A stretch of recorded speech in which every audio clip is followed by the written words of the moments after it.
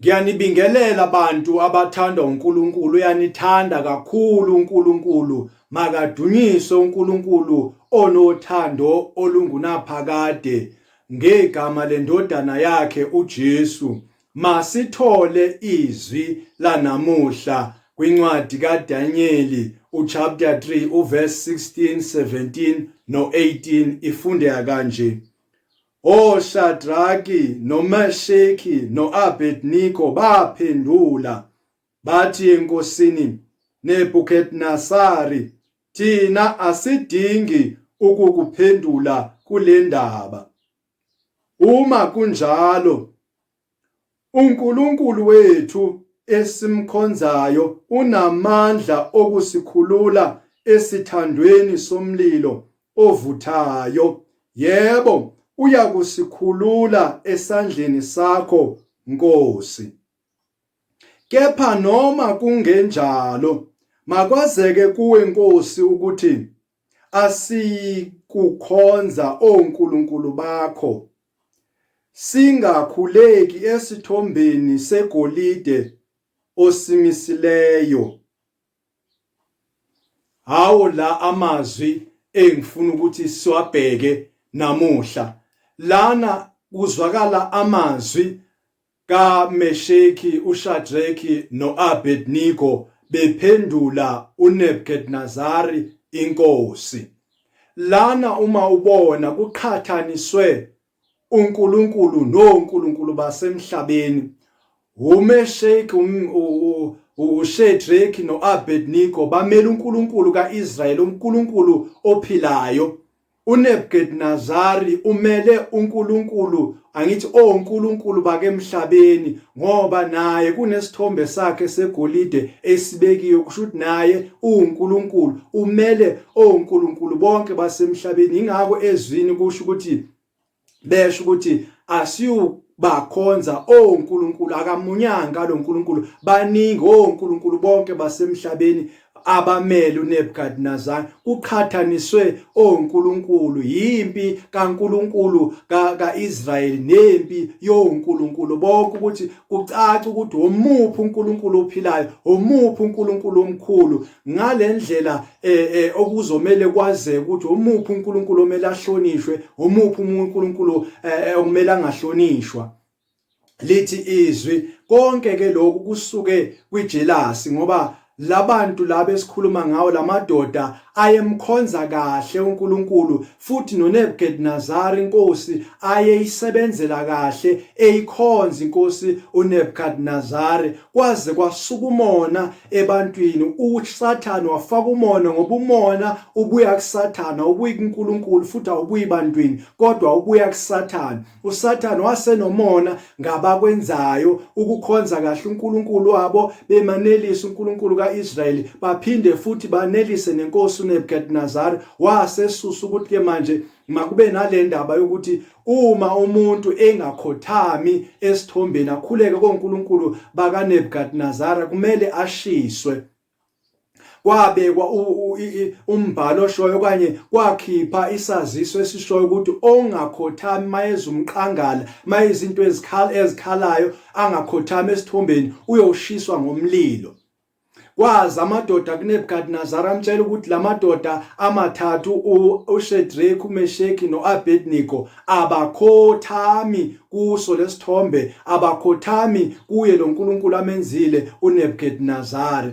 Babe sekethi wathi uNebukadnezari mababizele kuyena, beze kuyena. Uma befika kuyena uNebukadnezari, lamadoda bewathanda ngale ndlela ukuthi ubewathande, bengakholwa ukuthi lento abayishilo iyiqiniso. Ngabe baqambelwa amanga noma mayiqiniso, kumele azibuzele yena kubo. Kumele nathi njengabantu abakhonza uNkulunkulu nabakholwa uNkulunkulu simkhonze uNkulunkulu, futhi nabantu abasiphethe sibaphathe kahle, sibakhonze kahle ngemisebenzi esibakhonza ngayo, baze bangakholwa makuthiwa kukhona into esiyenzile engekho right, noma kukhona into nje esiyenzile bangakholwa, bafuna ukuzizwela ngendaba yokuthi bazi imisebenzi yethu, bazi service yethu esibanika yona ngegama lenkosi yethu esilimele, ngoba simele igama lenkosi yethu. kuthi ba manje makufika kule ndaba kaNebukadnezar nalamadoda, uma efike wabuza lamadoda uNebukadnezar ukuthi kungamabomu yini ukuthi ningamkhonzi uNkulunkulu, ningawe esithombeni sami, ngoba nizwile ukuthi makukhala umqangala kumele nimkonini khothame esithombeni sami. Ungabe kuhamabomu na? Ngoba uba ngabe akukho njalo, uma kukhala yilo senikulungele yini ukuthi uma kukhala imiqangala into ezikhala nimkhothamela uNkulunkulu wami? Uma kungenjalo, ngalowo mzuzu nitholakala ningamkhothamelanga lo uNkulunkulu wami, niyoshiswa emlilweni. uNebukadnezar wayewanika i-second chance lamadoda ukuthi lamadoda makarepente, athi ayenza imistake, athi azwamkhonza uNkulunkulu wabo. Kodwa lamadoda ayesethathe isinqumo sokuthi ngeke akhothamele abanye uNkulunkulu, ngeke akhonze abanye uNkulunkulu, azakhonza uNkulunkulu oyedwa waka-Israyeli. Uba kumele afe azofa afele uNkulunkulu. Afa ngesinqumo asithatha ngoba afa kuwo ngaphakathi. Intando yalamadoda yafa, kwaqala kwaphila intando kaNkulunkulu ukuthi mayenzeke intando kaNkulunkulu kulamadoda ukuthi makumele mabashiswe, kumele bashiswe, beshisele ukuthi bakhonza uNkulunkulu, abakhonza abanye uNkulunkulu, bahlonipha uNkulunkulu kaIsrayeli, balimela igama labo. Uma bethi makwazeke Nkosi, kusho ukuthi mabethi makwazeke Nkosi, mabephendula lana bathi ukuthi babe nevision, babebona phambili ukuthi nasemlandweni kuzowazeka ukuthi thina saye sasha, sashiswa, safa, safela ukuthi singakhonzanga uNkulunkulu, sikhonze uNkulunkulu oyedwa kaIsrayeli uJehova, singafunanga ukukhothamela oNkulunkulu bezinye izizwe, oNkulunkulu basemhlabeni. Lapha makukhulunywa ngomlilo, uNebukadnezar akaqondanga, bamtshelanga ukuthi le setup enomlilo phakathi ukuthi abantu kumele bashiswe isetup kaNkulunkulu ophilayo. Ngoba uma ngikhumbula kahle ibhalo zithi ibhalo uElijah wabiza umlilo, uNkulunkulu kaElijah wehlisa umlilo wazodla okwakubekiwe edinini kumhlatshelo, wadla umlilo. uNkulunkulu uNkulunkulu ongumlilo oqothulayo. Abamtshelanga, kakwazanga lokho. Athi mayekhuluma ngayo Johane athi uyeza uzofika anibhabhatise ngani? Anibhabhatise ngomlilo. uMesheki, uShedraki noAbednego babemele uNkulunkulu oyedwa. Oyi-1 wabo wayemele uNkulunkulu uyise, oyi-1 emele uNkulunkulu indodana, oyi-1 emele uNkulunkulu umoya oyingcwele. Emathathu lamadoda emele ubuthathu bukaNkulunkulu. Kahle kahle uNebukadnezar wathi mayenza le setup yomlilo wayesenza uNkulunkulu, ngoba wayenza umlilo ukuthi uNkulunkulu azibonise. Ngempela lithi lizwi lakho uNebukadnezar wakwata amazwi lamadoda ukuthi ayala, wabona nje ngamadoda adilelayo, wathi umlilo wawuphindaphindwe kasikhombisa ukuze ushise ngendlela ebeyingaqhelanga ukuthi ushiswe ngayo. Ngalendlela ukuthi athi mayefakwa lamadoda, kwasha amadoda ayephusha lamadoda wafaka phakathi emlilweni, angene eboshiwe lamadoda embethe ingubo zawo, ethwele neminqwazi yawo lamadoda, azange ashe kodwa kwasha intamba ayebotshwe ngazo. Ngani? Ngoba uNkulunkulu wayesesayidini labo. Ngani? Ngoba uNkulunkulu kwase kuhuye wayephila ngaphakathi kubo, kwangasaphili yena ibona lamadoda, kwase kuphila uNkulunkulu. Ngendlela angena ngayo lamadoda azange aphume efana. uNebukadnezar athe esemlilweni, uNebukadnezar wane opportunity nechance yokubona uNkulunkulu, ngoba wambona uJesu athi naku ngibona obukisa ngathi indodana yawo uNkulunkulu. Wayengaboni uNkulunkulu exact ubaba, wayebona indodana, wabona indodana, waba ne-opportunity yokubona indodana, wabonakala uJesu emlilweni.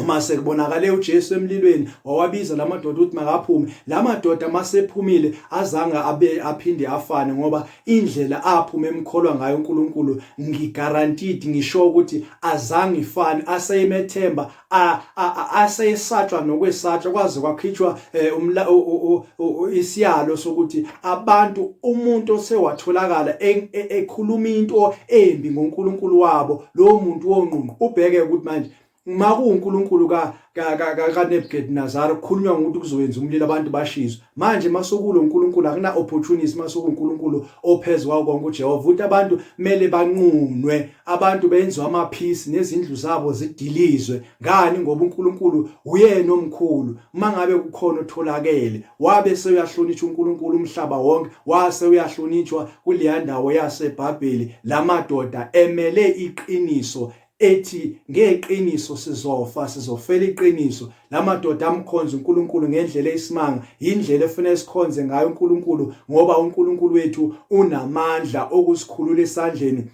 sesitha sethu, unamandla ukusikhulula kuso nasiphi isimo. Isitha sakho kanye isitha sethu sithi masithi senza ugibe lokuthi lisichabalalise, lisicima igama, kanti alazi ukuthi lenza uNkulunkulu, lenza into ezosiphumelelisa, lenza ukuthi uNkulunkulu aveze amandla akhe ngaso leso simo abasicreator ukuthi sibe khona empilweni yethu. Ungesabi, uNkulunkulu uthi ungesabi, ngoba ukwesaba uko okuletha uSathane. Ukusaba uko lokho kuyigate likaSathane. Kodwa uma ungahlala ekuthini wazi ukuthi unamandla ukukhulula nakwesiphi uNkulunkulu isimo obhekene naso, ngoba uNkulunkulu ubanqoba bonke uNkulunkulu basemhlabeni, uyena uNkulunkulu ophumelelayo. Ngoba lamadoda athi mayephuma emlilweni aphume namandla, aphuma kuamadoda ahlonishwayo, athola ipromotion uzoyithola ngongena einkingeni. Mawungena einkingeni kula khona ipromotion yakho. Mawuphuma lapha einkingeni uzophuma nepromotion. Ungayisabi inkinga. That is why izwi lihlala lisho njalo ukuthi ungesabi, ngoba mawusaba uvula umnyango for uSathane. Njalo uSathane akumelanga umsabe nezinto angakwenza zona, ngoba mkhulu ongakuwe kunalo sezweni, mkhulu ongakithi kunalo sezweni. Uyamnqoba osezweni njalo ongakithi ngoba unamandla. Sinomoya esimnikiwe. Makube kuhle kuwe. I hope le video ikubusisile. Ngithi kuwe busiseka, uNkulunkulu akuzwe. Uma ukhuleke wazi ukuthi lento ikhulekelayo uzoyithola. Ungangabazi, ungesabi, ngoba la khona ukusaba nokungabaza, kula khona ichance kaSathane. Angeke uzuthole lutho uma ungabaza, kodwa uma wethembele egameni lakhe oyingcwele uzophumelela. Ngithi kuwe makube kuhle nabendlu yakho ngoJesu. Amen.